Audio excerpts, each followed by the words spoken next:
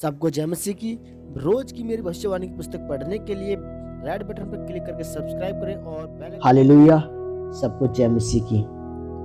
आप सभी से एक रिक्वेस्ट है कि प्लीज इस वचन को जो भी प्रार्थना की जाती है पहले वचन के स्टार्टिंग में, उस प्रार्थना को रिसीव क्या करें, उसको भी देखा करें, क्योंकि वीडियो को मैंने देखा है ये टाइम वॉचिंग ज़्यादा इसमें मिल नहीं रहा है। कि इसका मतलब है कि आप लोग सिर्फ वर्ड को सुनते हैं जो भविष्यवाणी की पुस्तक है। तो मेरी आपसे रिक्वेस्ट है, क्योंकि मैं एक प्रेयर वॉरियर से हूँ, तो मैं चाहता हूँ कि आप इस प्रार्थना को भी रिसीव करें ताकि वचन में आपको समझने की थोड़ी शक्ति मिले, सामर्थ्य मिले, पवित्र आत्मा से आप भरें। क्योंकि वचन यही कहता है कि आप प्रार्थनाओं को रिसीव करते हैं तो उससे आपकी जो भी बंधन है वो टूटते हैं। उसके बाद जब वर्ड को आप फॉलो करते हैं तो और आपको सामर्थ्य मिलती है। सबको जय मसीह की।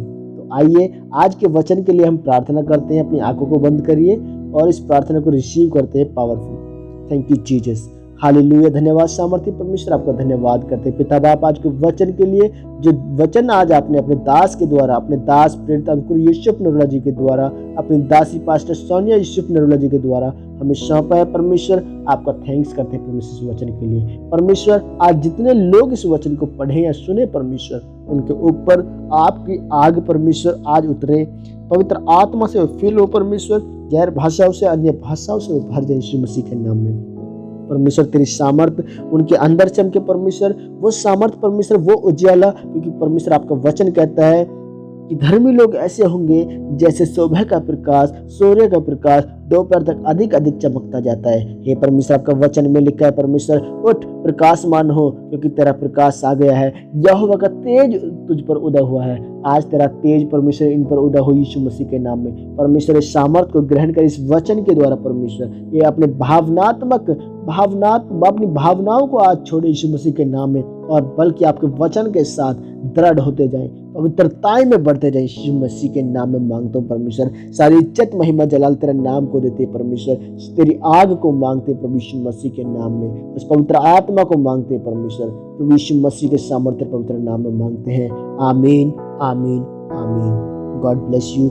आज का वचन, अपनी भावनाओं पर काबू करें। उत्पत्ति अध्याय 22 के दूसरे आयत में लिखा है, उसने कहा अपने पुत्र को, अर्थात अपने एक लौते पुत्र इसहाक को जिससे तू प्रेम रखता है, संग लेकर मोरिया देश में चला जा और वहां उसको एक पहाड़ के ऊपर जो मैं तुझे बताऊंगा होम बलि करके चढ़ा। मेरे प्रियो, आप जानते हैं कि आपके जीवन में परमेश्वर की एक बहुत बड़ी योजना है, और उस योजना को पूरा करने के लिए आपको कठिन परिस्थिति से गुजरना पड़ेगा। और परमेश्वर की वह योजना आपकी जिंदगी में तब तक पूरी नहीं हो सकती जब तक आप अपनी भावनाओं पर काबू नहीं करते। क्योंकि जब तक आप अपनी भावनाओं को अहमियत देते हैं तब तक आप शरीर में हैं, लेकिन हम शरीर के अनुसार नहीं बल्कि आत्मा के अनुसार चलना है। जिस प्रकार हम बाइबल में अब्राहम के बारे में पढ़ते हैं तो लिखा है कि अब्राहम के जीवन में भी परमेश्वर की एक योजना थी, और उसको भी उस योजना को पूरा करने के लिए तरह तरह की परिस्थितियों से गुजरना पड़ा।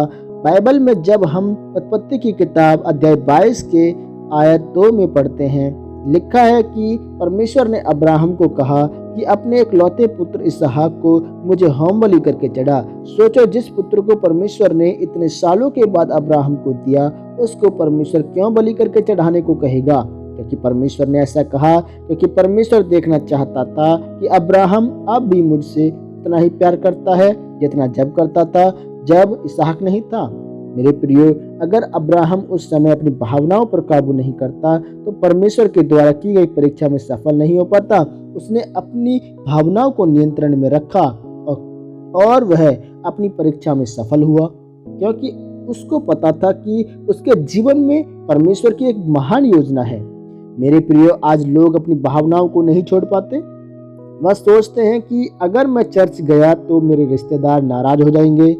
आज अगर परमेश्वर कोई योजना किसी को एक पास्टर, एक प्रेरित के रूप में चुनने की हो तो वह परमेश्वर की सेवा के लिए अपने परिवार से अलग नहीं हो पाता, क्योंकि वह अपनी भावनाओं के साथ जुड़ा है। आपको अपनी भावनाओं पर नियंत्रण रखना पड़ेगा। जितना आप भावनाओं के अनुसार चलेंगे आप डगमगाएंगे और परमेश्वर की योजना आपके जीवन में लेट हो जाएगी।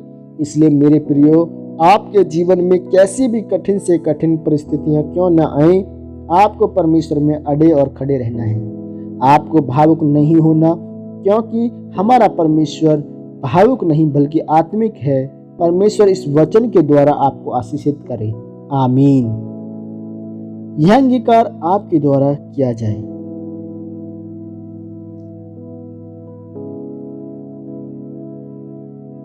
सबको जय मसीह की। रोज की मेरी भविष्यवाणी की पुस्तक पढ़ने के लिए रेड बटन पर क्लिक करके सब्सक्राइब करें और बेल आइकन